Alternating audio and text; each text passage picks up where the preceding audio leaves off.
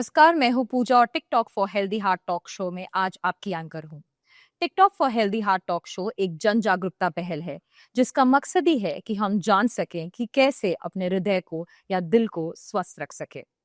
आज की हमारी बातचीत में हम जानेंगे कि हृदय में रक्त के प्रवाह को सुचारू रूप से कैसे बनाए रख सके और एंजियोग्राफी और एंजियोप्लास्टी जैसी कैथ लैब में की जाने वाली विभिन्न प्रक्रियाओं के बारे में और जानकारी लेंगे, जिससे हमारा हृदय बिना किसी बाधा के टिक टिक करता हुआ या यूं कहे तो सामान्य रूप से चलता रहे।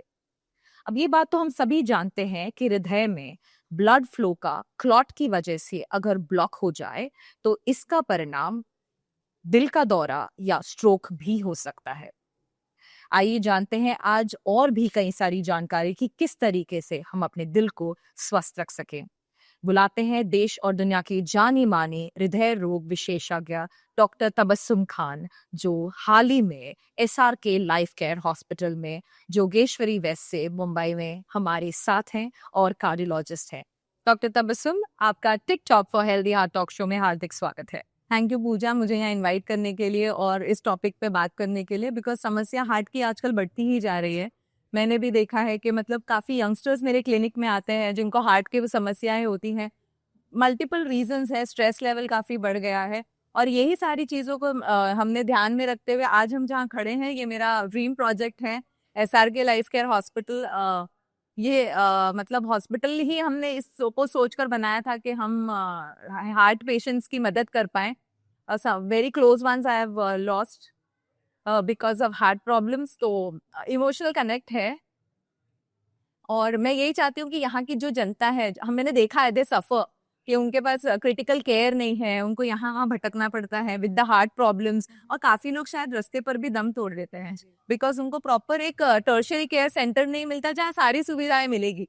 तो SRK लाइफ केयर हॉस्पिटल हमारा वही मकसद था कि हम यहाँ के लोगों को एक प्रॉपर केयर प्रोवाइड कर सके, ताकि वो अगर यहाँ आए तो पूरी ट्रीटमेंट उनको मिल जाए और वो यहाँ से जा सकते हैं। SRK लाइफ केयर हॉस्पिटल की जर्नी को हमें और पूजा आपको साथ में ले जाएंगे, पूरी जर्नी भी बताएंगे, प्लस जो भी हार्ट से रिलेटेड समस्या है या जो भी बातें करनी है हम विल गो थ्रू दैट। तो I think it's going to be a wonderful see through and a wonderful journey which we all will be covering in this. Thank you.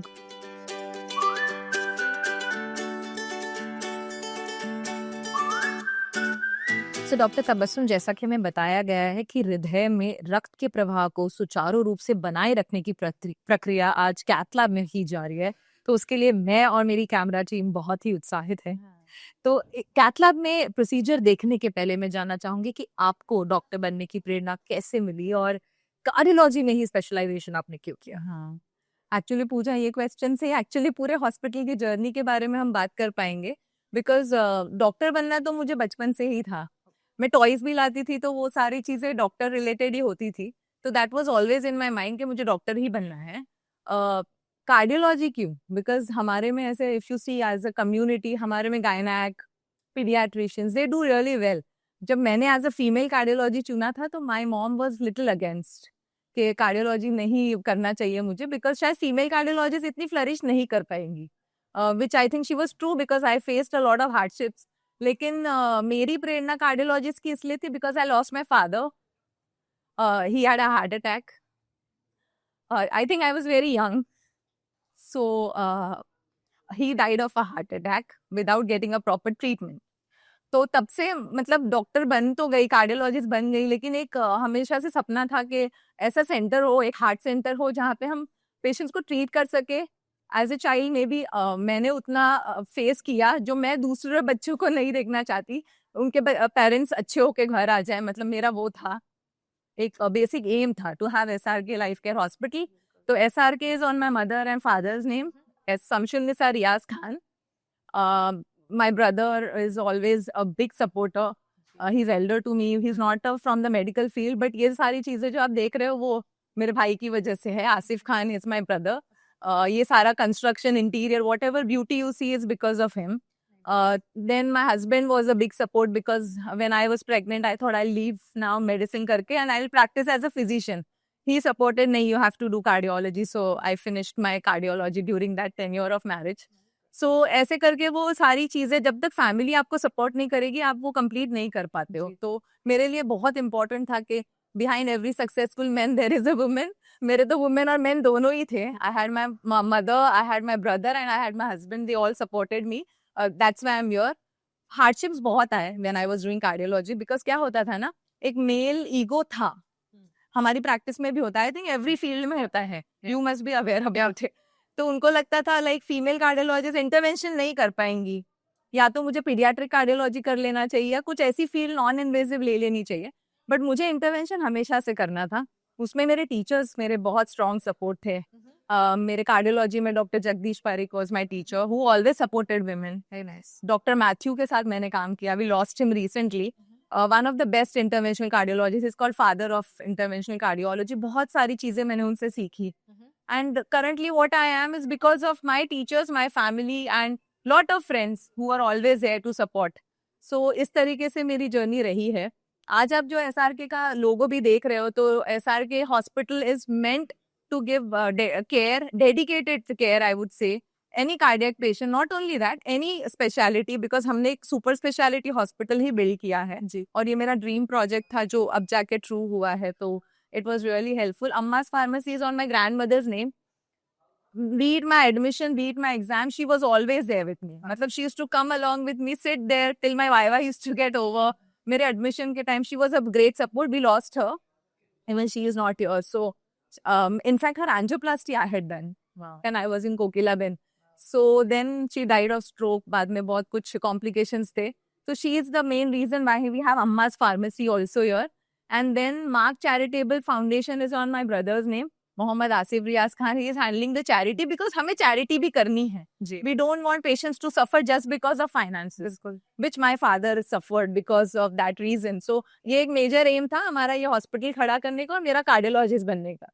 So this is my journey. बहुत ही अद्भुत journey है clearly. Thank you so much, पूजा। और जहाँ चाह है वहाँ राह है। Yes absolute. आगे बढ़ते हैं और कैथ लैब के प्रोसीजर को भी देखें। श्योर, चलिए। डॉक्टर, जब तक हम कैथ लैब में जाने की तैयारी करते हैं, आपसे जानना चाहूंगी आपकी जर्नी में कोई ऐसा केस जो बहुत ही यादगार रहा हो, और अगर यादगार है तो क्यों है? करेक्ट। सो कैथ लैब तो ये जो हम देख रहे हैं, its heart of the hospital. यहीं पे हम सारे पेशेंट्स को ट्रीट करते हैं। कॉम्प्लिकेशंस और ये सारी चीज़ें हमारे लाइफ में आती रहती है, बट उसमें से पेशेंट को सेव कर लेना और फिर वो achievement, you feel that sense of achievement कि हमने कुछ कर दिखाया है। कॉम्प्लिकेटेड केसेस ऐसे मेरे बहुत सारे थे when I was in Lilavati. तो हमने काफी कॉम्प्लिकेटेड केसेस किए। एक मैं आपको बताना चाहूंगी जहाँ पे एक पेशेंट थी जिसका heart was not on the left side, it was on the right side, completely rotated. She was a Parsi lady और उसका हमें राइट साइड की एंजियोप्लास्टी करनी थी। उस वक्त में हमने मतलब कैथ लैब्स उतने इक्विप्ड नहीं थे। तो उससे एक और चीज बताऊंगी, हमारी मशीन काफी इक्विप्ड है, इट्स AI बेस्ड। तो हम लेफ्ट को right you can do it directly, तो आपको ज्यादा कुछ करना नहीं पड़ता। बट उस टाइम पे मशीन इतनी इक्विप्ड नहीं थी, 6-7 ईयर्स अगो की बात है। तो उस टाइम पे आपको डेक्स्ट्रोकार्डिया बोलते हैं राइट साइडेड हार्ट को। तो डेक्स्ट्रोकार्डिया, आपको डेक्स्ट्रोकार्डिया ही दिखेगा, यानी कि राइट आर्टरी लेफ्ट पे दिखेगी, लेफ्ट की राइट पे दिखेगी। जैसे कि हम पीछे बैकग्राउंड में भी देख रहे हैं, वो लेफ्ट आर्टरी है बट वो उल्टा दिखता है। तो उस वक्त हमें राइट का प्लास्टी करना था और सारा ओरिएंटेशन चेंज हो जाता है। तो हम जब वो प्लास्टी करने गए तो there was lot of calcium, और कैल्शियम था, तो कैल्शियम ब्रेक करने के लिए हम रोटा अब्लेशन यूज करते हैं, विच इज अ डायमंड बर, जिससे कैल्शियम ब्रेक होती है and then you can put a stent. Without breaking that आपका स्टेंट नहीं जाएगा। जब हम वो कर रहे थे तो बिकॉज हम जब रोटा अब्लेशन करते हैं तो हमें वो प्रेशर अप्लाई करना पड़ता है जो कि हमें लेफ्ट नहीं राइट आर्टरी पे कर रहे थे, बट ओरिएंटेशन क्योंकि लेफ्ट का था, वो आर्टरी हमसे परफोरेट हो गई थी। And that lady was has become severely bad because सारा ब्लड और ये सारी चीजें बाहर आ रही थी और वो डिटीरियोरेट हो रही थी, बीपी ड्रॉप हो रहा था। बट बिकॉज एक तो टीम अच्छा होना बहुत जरूरी है, हमारी टीम बहुत अच्छी थी, हमारे एनेस्थेटिस्ट बहुत अच्छे थे, एंड इमीडिएटली हम उस चीज को कवर कप कर पाए। हम वो आर्टरी को स्टेंट भी कर पाए और हम उसे क्लोज कर पाए। क्लोज करके पेशेंट स्टेबलाइज हो गई। और जब हम बाहर आए थे तो ऐसा अचीवमेंट लग रहा था कि मतलब उसको सेव किया, because it was very difficult to save her. अगर एक आर्टरी परफोरेट होती है and heart keeps on beating, it beats very fast, so आप हर बीट पे उतना ब्लड बाहर फेंक रहे हो, which is getting collected outside the heart, and that compresses the heart, तो हार्ट स्टॉप्स। लेकिन हमारी पेशेंट बहुत अच्छी हो गई and she was discharge the third day. Ideally ऐसे नहीं होता है, शायद उसको सर्जरी की जरूरत पड़ सकती थी, बट हमने वो कॉम्प्लिकेशन वहीं पे कवर अप करके उसे बंद किया था। मुझे आज भी याद है वो लेडी, मतलब मुझे literally she treats me like a God only.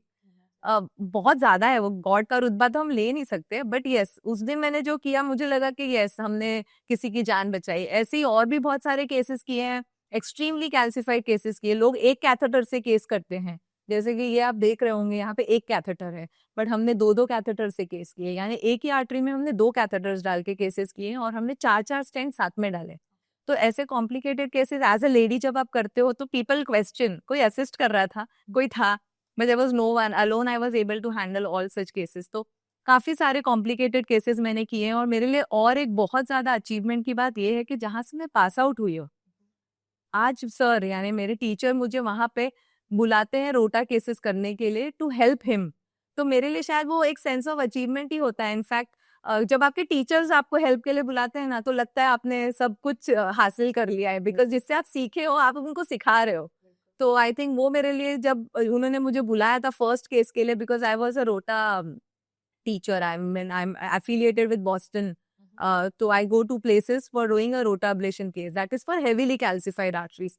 और वो बहुत जरूरी है आज, because since we are talking about complicated case, जो भी आर्टरी आप देखो यंग हो या ओल्ड हो, कैल्शियम डिपॉजिट्स है ही, because of the dietary habits और ये सारी चीजों की वजह से। तो उसमें ट्रेन होना is very important, otherwise patient has to go for a bypass. तो जब आप रोटा अब्लेशन और ये सब करके उनको स्टेंट डालते हो, तो that is a very good thing. I mean that's a highest level of intervention which you can do, which I'm absolutely good at doing. I mean, I am a proctor for that.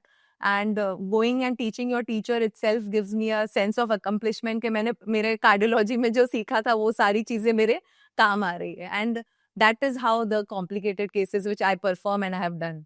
बिल्कुल, ये case सुनने में ही इतना अद्भुत लग रहा है, पर आपने बिल्कुल इसे एक्सपीरियंस किया है। Yes. So thank you very much for sharing this. Thank you.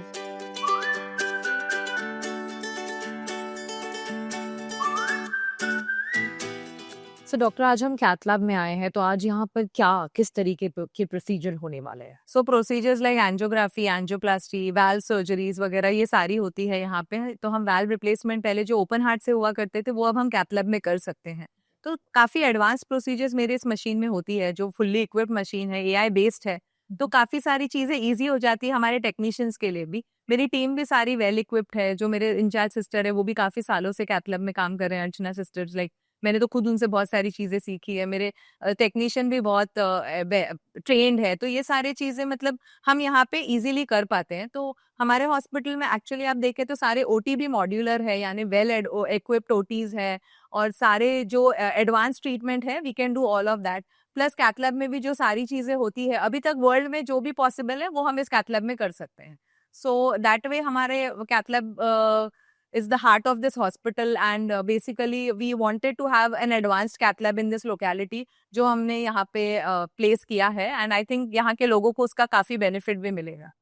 Doctor Tabassum, आपको कैथ लैब में इतना कॉम्प्लेक्स प्रोसीजर करते हुए देखना हमारे लिए बहुत अद्भुत था। ओके। तो आपसे जानना चाहूंगी, आप एक दिन में या एक महीने में कितने इस तरह के एक प्रकार के केसेस हैंडल करती हैं? तो अगर आप महीने के पूछेंगे तो 100 के ऊपर तो चले ही जाते हैं केसेस, एंजियोग्राफी, एंजियोप्लास्टी, पेसमेकर या वाल्व प्रोसीजर मिलाकर इन द कैथ लैब। जी। फिर हमारे प्रोसीजर्स कैथ लैब से कभी कभी ओटी भी पहुंचते हैं, जैसे बाईपास के लिए। तो अभी हम जहाँ खड़े हैं वो ओटी है, हमारा ऑपरेशन थिएटर कॉम्प्लेक्स है। ऐसे 4 ऑपरेशन थिएटर कॉम्प्लेक्सेस हमारे पास। ये हमारा कार्डियक ओटी है जहाँ पे बाईपास सर्जरीज हुआ कर होती है। इसको हमने सारी चीजों को सोच के बनाया था, जैसे कि पेशेंट को भी थोड़ा फ्रेंडली लगाना चाहिए, डर नहीं लगना चाहिए। तो हमने नेचर को रख के ये सारे कलर्स और ये सारे उस हिसाब से डिजाइन किए हैं। We are best surgeons who come here and they do the best procedures.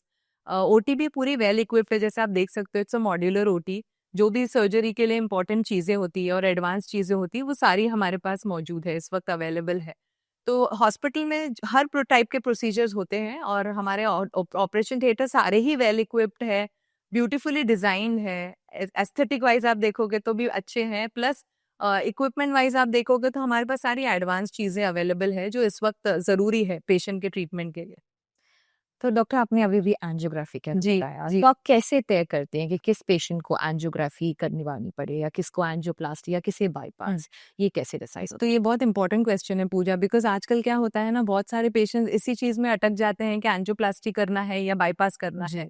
तो एंजियोग्राफी के बाद हमारा एक स्कोर होता है जिसको हम सिंटैक्स स्कोर बोलते हैं। जी आइडियली हर कैथ लैब में वो स्कोर रहना बहुत जरूरी है। It is a approved score जिसमें सारी चीजें हम जो देखते हैं एंजियोग्राफी में वो चीजें हम वहाँ प्लेस करते हैं, जैसे कि कितनी नस में ब्लॉकेजेस है, कितनी आर्टरी में ब्लॉकेजेस हैं, उसके बाद में कितने ब्लॉकेजेस में कैल्शियम है, लेफ्ट मेन आर्टरी इन्वॉल्व है या नहीं है।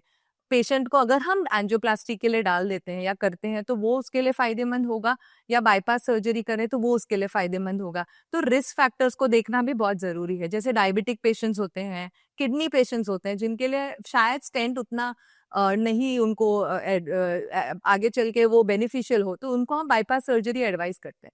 तो एंजियोप्लास्टी और बाईपास का फर्क ज्यादा नहीं है, दोनों ही प्रोसीजर्स बहुत अच्छे हैं, लेकिन पेशेंट को जो आगे चल के बेनिफिशियल होगा for a long term, I think उस हिसाब से हमें उसको पेशेंट को एडवाइस करना चाहिए। तो ये सारी चीजों को देख के, कितने number of blockages, calcium, whether वो स्टेंट डालने पे आगे वापस ना आए हमारे पास री ब्लॉकेज लेके, तो उस हिसाब से हम प्लान करते हैं वेदर एंजियोप्लास्टी या फिर बाईपास सर्जरी।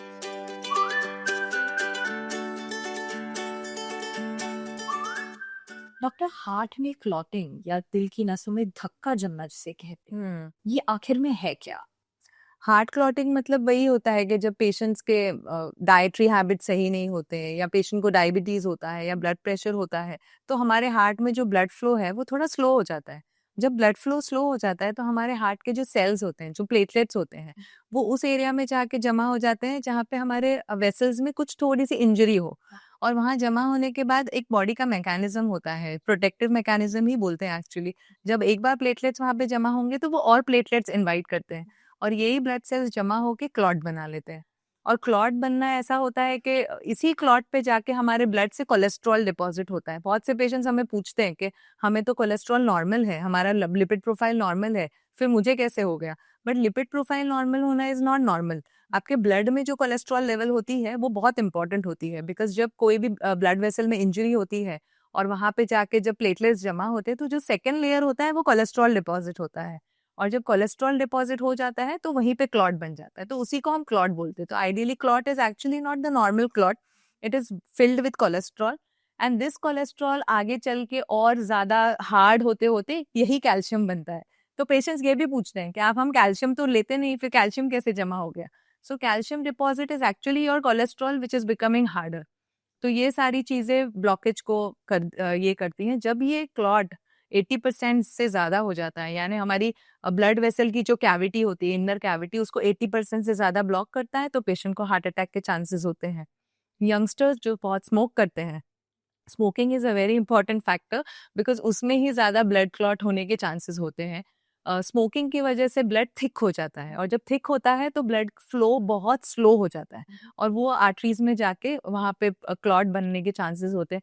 मेरे पास बहुत सारे यंगस्टर्स पेशेंट आते हैं जिन्होंने बहुत ज़्यादा स्मोक किया होता है, and suddenly heart chest pain होता है, हार्ट अटैक भी आता है। जब हम एंजियोग्राफी करते हैं तो जनरली उन्हें स्टेंट की ज़रूरत नहीं पड़ती, बिकॉज उनके जो क्लॉट्स होते हैं बहुत सॉफ्ट होते हैं, तो ब्लड थिनर मेडिसिन से वो निकल जाते हैं। लेकिन जो इंजरी टू द हार्ट होता है वो अच्छा नहीं है, बिकॉज क्या होता है, एक बार जब ब्लड क्लॉट होता है तो वो blood flow to the heart रोक देता है, जिसकी वजह से पेशेंट के हार्ट में इंजरी होने के चांसेस होते हैं और हार्ट पंपिंग लो हो सकती है। तो blood clot is not a simple thing, इससे बहुत सारी चीजें हो सकती है। यही सेम मैकेनिज्म ब्रेन में भी होता है, जो मैंने आपको हार्ट का एक्सप्लेन किया है। और डिफरेंस आप समझो, जैसे ब्लड क्लॉटिंग है या ब्लॉकेजेस है, तो इसमें कोई डिफरेंस नहीं है। ब्लड क्लॉटिंग जब 80% से ज्यादा हो जाता है वो ब्लॉकेज हो जाता है, और एंजियोग्राफी पे हम उसी को देखते हैं। तो हम ब्लॉकेजेस जब देखते हैं और हम बोलते हैं कि सिवियर ब्लॉकेज है, स्टेंट की जरूरत है, दैट मीन्स वो 80% से ज्यादा है, यानी आपकी ब्लड फ्लो को उसने इतना रोक दिया है, 80% से ज्यादा फ्लो नहीं जा रहा है, यानी बहुत कम है, ओनली 20% ही फ्लो हो रहा है, और इस वजह से पेशेंट को चेस्ट पेन होता है। डॉक्टर, स्टेंट की बात कर रहे थे, तो स्टेंट कैसे मदद करता है पेशेंट के इलाज में, specially somebody who's suffering with this? So stent, same चीज मैं बोलूंगी, एक्चुअली बहुत बार बोला जाता है कि cardiologist is like a plumber. So जैसे प्लम्बिंग लाइन में चोकिंग हो जाता है या ब्लॉक हो जाता है, तो बहुत बार कचरा क्लीन होता है, बट बहुत बार ऐसा होता है कि आप क्लीन नहीं कर सकते, you need some sort of net और समथिंग, ताकि वो कचरा वहाँ जमा न हो और फ्लो हमारा ये हो जाए। Stent is a spring, it is made up of metal, उसमें मेडिकेशंस होते हैं। तो स्टेंट वही काम करता है, वो हमारे जहाँ पे ब्लॉकेजेस होते हैं और जहाँ हार्ड ब्लॉकेजेस होते हैं, जैसे सॉफ्ट तो मैंने आपको बोला कभी कभी ब्लड थिनर से निकल जाते हैं, लेकिन हार्ड ब्लॉकेजेस जो होते हैं, तो ये एक मैकेनिज्म है जो अंदर जाके हम उस स्टेंट को इन्फ्लेट कर देते हैं। इन्फ्लेट करने के बाद स्टेंट वहीं पे रहता है और हम बाकी बलून्स वगैरह बाहर निकाल लेते हैं, और वो वेसल के वॉल पे एक आर्टिफिशियल पैसेज बना के उस ब्लड फ्लो को वहां से जाने के लिए मदद करता है। और जो भी क्लॉट कचरा होता है उसको वो कंप्रेस कर देता है अगेंस्ट द वॉल, तो ताकि हमारा जो सेंटर से ब्लड फ्लो है वो स्मूथली और इजीली जा सके। स्टेंट से मेडिसिन भी रिलीज होती है, तो these medicine are very important. ये प्लेटलेट को इनहिबिट करती है, यानी वहाँ और जमा नहीं होने देती। तो इसीलिए आजकल मेडिकेटेड स्टेंट्स जो हमारे इम्पोर्टेड और अच्छे स्टेंट्स आ रहे हैं वो सारे मेडिकेटेड होते हैं। तो मेडिकेशन 1 ईयर तक आपकी बॉडी में रिलीज होती रहती है और ध्यान रखती है कि वहां पे फिर से कोलेस्ट्रॉल जमा ना हो। सो स्टेंट का ये बहुत इंपॉर्टेंट रोल है। सेकेंडली, इतना पेनफुल प्रोसीजर नहीं होता। स्टेंटिंग हम एक स्मॉल प्रिक से करते हैं, जैसे हम एंजियोग्राफी करते हैं, एक छोटे प्रिक से पेशेंट को पता भी नहीं चलता लोकल एनेस्थीसिया में। सेम वे हम स्टेंटिंग भी उसी थ्रू ही करते हैं, तो there is no extra cut और anything, it is just a small prick. तो डॉक्टर, अगर लक्षणों की बात करें, किसी को हार्ट की प्रॉब्लम हो रही, तो अगर इस तरह के लक्षण किसी मरीज में दिखाई दे, तो उसके परिवार वालों को सबसे पहले प्रमुख कदम क्या लेने चाहिए? सो ये भी बहुत इंपॉर्टेंट क्वेश्चन है एक्चुअली पूजा, क्योंकि बहुत बार ऐसा हो जाता है ना, पेशेंट्स पहुंचते नहीं, हॉस्पिटल रीच नहीं कर पाते, और एक हमारा पीरियड होता है कि इस पीरियड में अगर पेशेंट पहुंच जाता है विद द हार्ट अटैक, तो हम बहुत मेजर चेंज कर सकते हैं। जैसे मेरे पास एक पेशेंट अभी भी मुझे याद है, क्रिकेट खेल रहा था, he was playing a match, suddenly collapse हो गया and he reach the hospital. With in 30 minutes हमने उसकी आर्टरी ओपन करके उसको स्टेंट किया था। उस वक्त उसकी हार्ट की पंपिंग 20% थी, आज उसकी हार्ट की pumping is normal 60%। He is again playing the cricket and enjoying his life. तो वो गोल्डन आवर बोलते हैं जिसको, वो बहुत इंपॉर्टेंट होता है हमारे लाइफ में। अब बहुत बार मैंने देखा है कि लोग है ना चेस्ट पेन को सीरियसली नहीं लेते। आजकल तो यंगस्टर सोचते हैं चेस्ट पेन मुझे कैसे हार्ट अटैक हो सकता है, बट एक सिंपल ईसीजी कर लेने में कोई हर्ज नहीं है। You can do a ECG. Pain बार बार होना, वही स्पॉट पे होना, ब्रेथलेसनेस के साथ होना, जो एक्टिविटी आप पहले कर पा रहे थे बट अब आपको उसे करने में थोड़ी सी ये हो रही है, तकलीफ हो रही है, दैट मीन्स कुछ रॉन्ग है हमारी बॉडी में। तो मुझे वो लगता है कि एक बॉडी का भी एक साइकिल होता है जो हम ही समझ सकते हैं, तो हमें वो चीज को इग्नोर नहीं करना चाहिए। इमीडिएटली ऐसे कोई भी सिम्टम्स हो तो आप अपने डॉक्टर से मिलिए, नियर बाय हॉस्पिटल जाइए, बीपी चेक करवाना, कोलेस्ट्रॉल लेवल्स चेक कराना, शुगर लेवल चेक कराना, एंड एक सिंपल ईसीजी करना, जिससे आपको बहुत सारी चीजों को आप रोक सकते हैं। क्योंकि आजकल अगर आप देखोगे तो वर्ल्ड में India is leading diabetic population, मतलब हमारे डायबिटीज के पेशेंट्स इतने ज्यादा है, 1 in 10 will have diabetes by 2030। सो उस हिसाब से इस चीज को ध्यान रखना बहुत जरूरी है। एक ईयरली एनुअल चेकअप से भी हम बहुत सारी चीजों को ये कैचअप कर सकते हैं और उसका ट्रीटमेंट ले सकते हैं। तो मुझे लगता है कोई भी सिम्टम को इग्नोर मत करो, बिकॉज क्या होता है, खाली चेस्ट पेन होना ये हार्ट का नहीं है। इजी फटिगेबिलिटी, थक जाना, जो पहले काम कर पा रहे थे, वॉक कर पा रहे थे, अब थोड़े भी कदम पे चलने पे तकलीफ हो रही है, तो ये सब हार्ट रिलेटेड इश्यूज होते हैं। तो उसको एक बार कोई फिजिशियन से, डॉक्टर से मिलके रेक्टिफाई करना बहुत जरूरी है। बिल्कुल। सो डॉक्टर, आप अभी डायबिटीज की बात कर रही थी, तो इस तरह के कोई डाइटरी ऑल्टरेशंस करने की जरूरत है लोगों को, जिससे हम अपने आप को इस बीमारी से बचा सकें? और डाइटरी ऑल्टरेशन बहुत जरूरी है, बिकॉज आजकल पूरा जंक फूड, फास्ट फूड का जमाना है, Zomato, Swiggy, everything is available on toes. Problem ये हो जाती है ना कि हम नहीं समझ पा रहे हैं कि ये हमारे लिए अच्छा है या नहीं है, बिकॉज यही सारी चीजें आपको नुकसानदेह भी हो सकती है। बिकॉज इजी चीजें जो मिलती है वो हमेशा नुकसानदेह होती है, जो मुश्किल से मिलती है वो चीजें आपके लिए अच्छी होती है, बेनिफिशियल होती है। तो I think home cooked food, less oily food, switching to healthy habits like eating more of salads rather than having more of french fries, junk food, I think ये थोड़ा सा एक हम चेंज कर सकते हैं। एंड तीसरा बहुत इंपॉर्टेंट चीज है सेडेंट्री लाइफस्टाइल। हमारी लाइफस्टाइल ऐसी हो गई है कि वॉकिंग नहीं है, थोड़ा सा भी हमारे में एक्टिविटी, फिजिकल एक्टिविटी नहीं है, may be the job, may be the stress, lot of things, but मुझे ऐसा लगता है कि अपने लिए 15-20 मिनट्स निकालना every day, either for diet, gymming, and any kind of physical activity is very important. So doctor, दवाइयों की बात करते हैं कि कहते हैं दिल के रोग की कई सारी दवाइयां आ गई हैं, पर ये हार्ट ब्लॉकेज रोकने के लिए क्या इसके लिए भी कोई तरीके की दवा है, या क्लॉटिंग रोकने के लिए कोई दवा? एक्चुअली रिसर्चेस तो बहुत सारे चल रहे हैं कि ये सारी चीज़ें हम रोक पाएँ, जैसे कि prevention is always better than cure. But हमारा प्रॉब्लम ये है कि हेरिडिटरी फैक्टर और इंडियन पॉपुलेशंस में अगर हम देखें तो हमारे एक जेनेटिक मेकअप ही ऐसा है कि we have a very high cholesterol, और हाई कोलेस्ट्रॉल में अगर आप देखो तो triglyceride levels are very high. सारी वेस्टर्न पॉपुलेशन की स्टडीज जो की जाती है वो दूसरे टाइप के कोलेस्ट्रॉल की जाती है, because there genetic makeup is different. उनको हम फॉलो नहीं कर सकते। हम इंडियन पॉपुलेशन, हमारा खाना, हमारा रहना इज टोटली डिफरेंट।